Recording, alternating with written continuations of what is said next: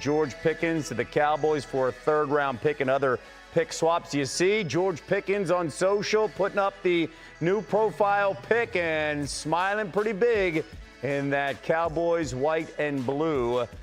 And let's bring in now Sam Acho alongside Louis Riddick as we continue to cover this breaking news here on NFL Live.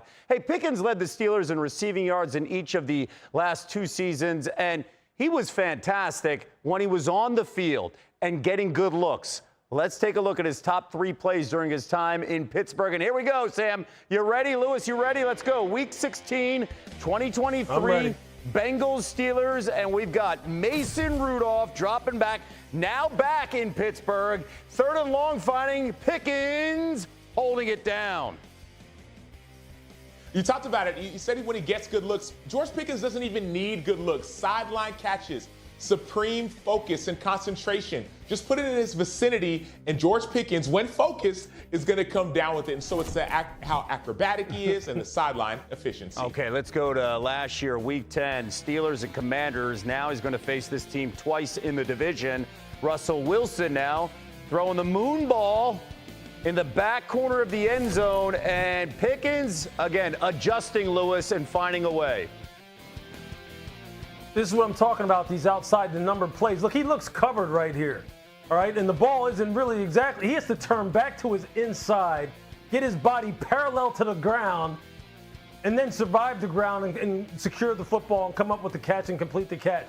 That's what we're talking about when we're saying that this young man has true number one talent, because he's never really covered because of the fact that he has unique ball tracking skills.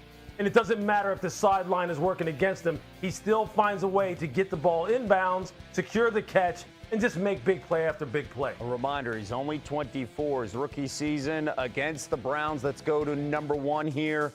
And I want you to also notice, guys, this is 3 highlights in 3 years and 3 different quarterbacks. This time, Mitch Trubisky rolling right. And Sam, he finds Pickens, and my goodness.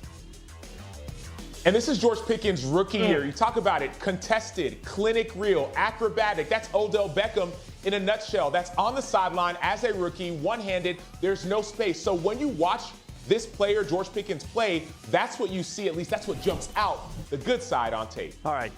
Since the start of the 2023 season, Pickens is the only player in the league to average at least 16 yards per reception and gain 2,000 receiving yards.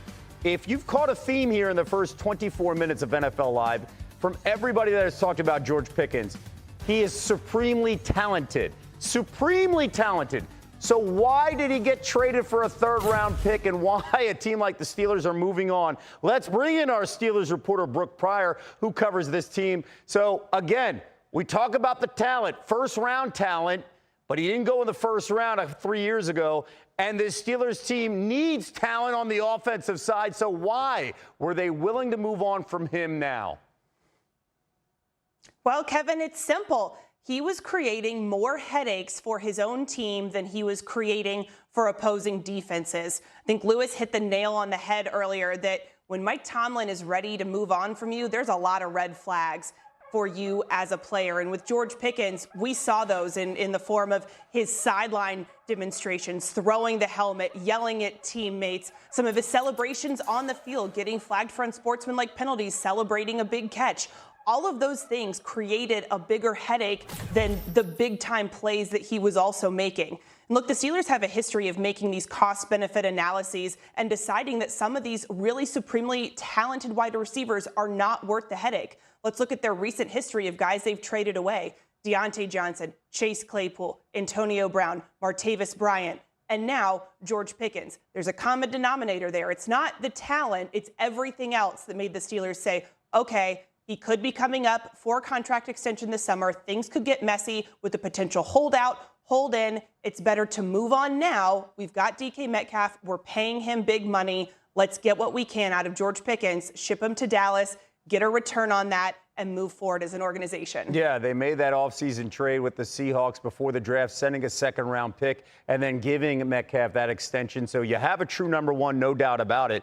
It's just what happens afterwards. What's the general feeling in the building right now after this move? Kevin, it's relief. And I think that's because this is a team that knew a move like this could happen. They had discussed the potential for a George Pickens trade prior to the draft. They were listening to calls, obviously tabled it during the draft, and then it came together last night and was finalized this morning. This is an organization that knows how talented George Pickens is, but that calculus changed, and they are not panicking because they've just lost a top wide receiver. That's kind of been their MO all offseason, that while there seems to be a lot of panic about the Steelers from outside the organization, that's not the feeling inside the building, and that even extends to Aaron Rodgers, who, as we know, has yet to make a decision. But in conversations I've had with people in the building, they still feel confident that he's eventually going to land in Pittsburgh. And Pickens, whether he's there or obviously now not there, doesn't change their calculus. I have to imagine that he has been informed of that this could be a potential, and he knew that as he continued to have these discussions with the Steelers. And Brooke saying one word that you hang for Steelers fans: eventually. We will see how long that plays out before Aaron Rodgers makes his decision. Brooke Pryor, thank you so much. Quarterback here. We saw Dak Prescott's season come to a quick end in the fall due to a hamstring injury that required surgery. What are the expectations for Dak, a healthy Dak, at the start of the season?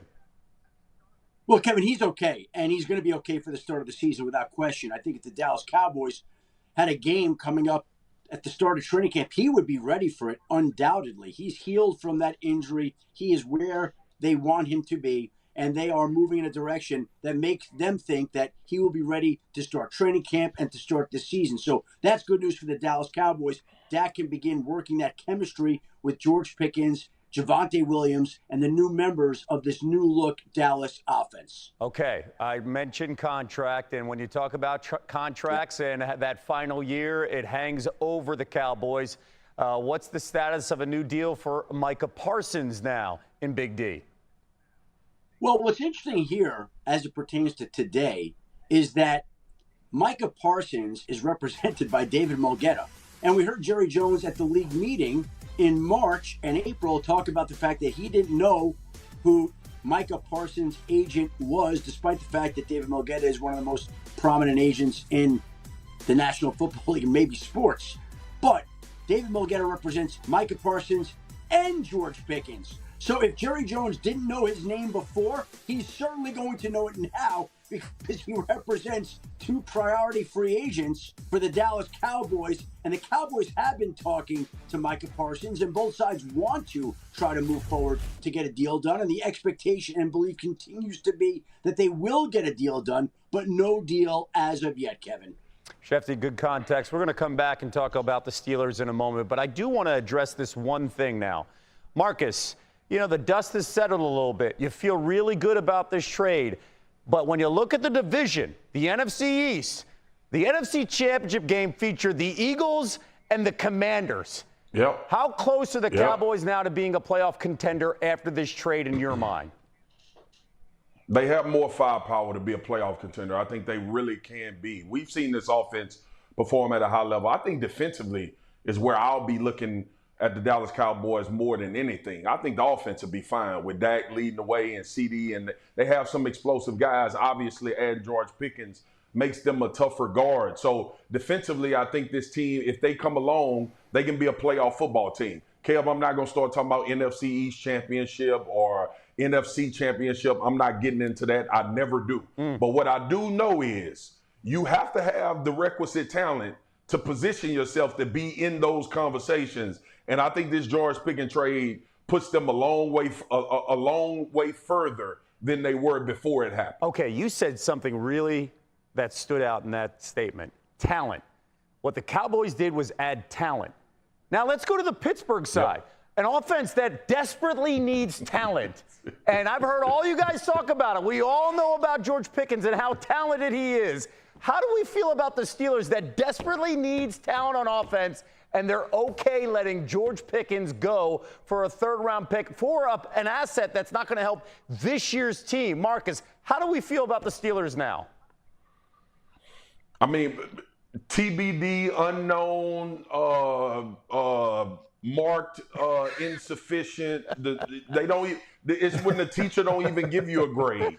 I don't know what the hell the Pittsburgh Steelers are doing, to be honest with you. Obviously, this George Pickens deal was more than football, and they felt like he outwore his welcome. But the question will always revert back to the quarterback position.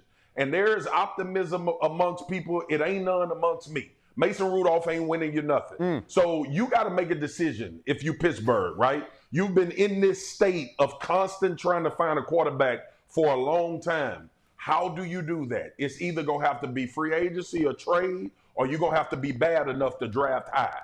Yeah, and plain and simple, and we're going to address this as NFL Live's just getting started. Why would Aaron Rodgers want to come to this team when you look at the offense right now? We'll get to that. We'll get the answers from Louis Riddick as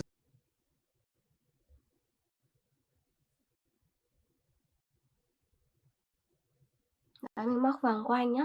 Móc vòng quanh cho đến hết. Tỷ lệ vẫn là 4-1 nhá.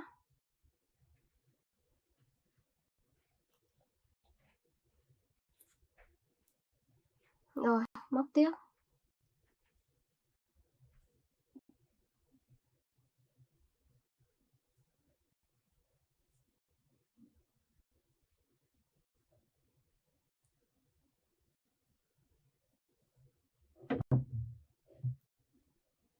Rồi, mình cứ móc lần lượt như thế này là được. Tiếp nhé.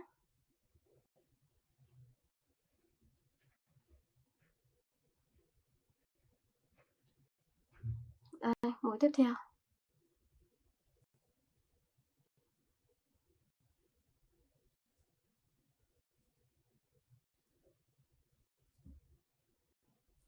Mũi tiếp theo.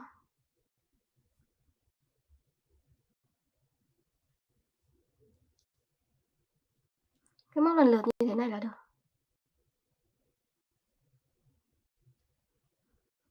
Đấy, móc tiếp nhá.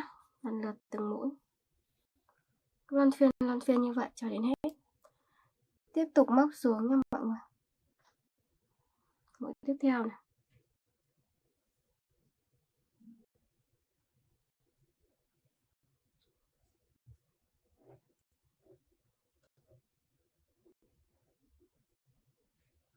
Mình tiếp tục mình móc.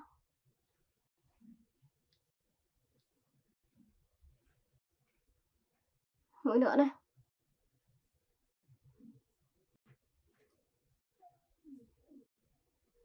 Đấy, mình cứ móc lần lượt như vậy là được.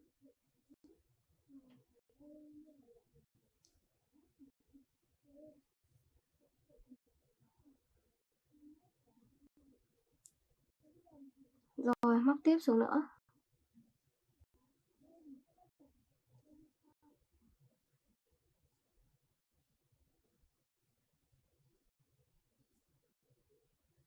Móc lần lượt như vậy là được nhé.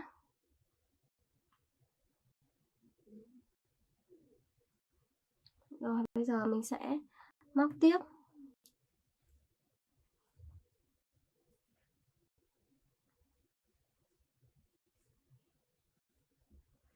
Mũi tiếp theo nữa này.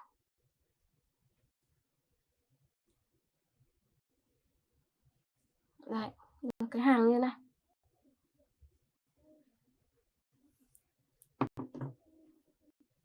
Bây giờ mình sẽ làm phần trang trí tiếp này. Mình sẽ sâu nó vào cái kim. Đây mình sẽ sâu vào đây.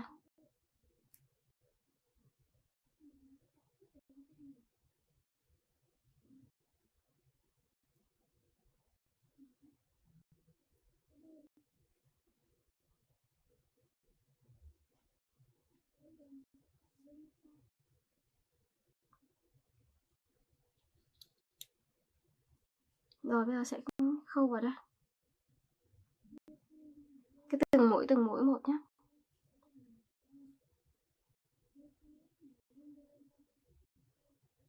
Đấy, tiếp tục mũi nữa này.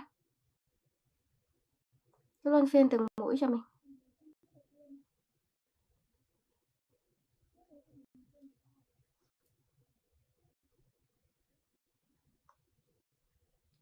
Tiếp tục cái từng mũi một cho đến hết nhé.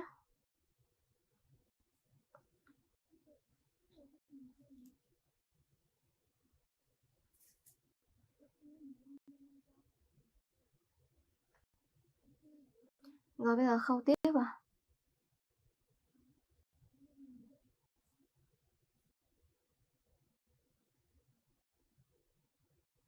Tiếp tục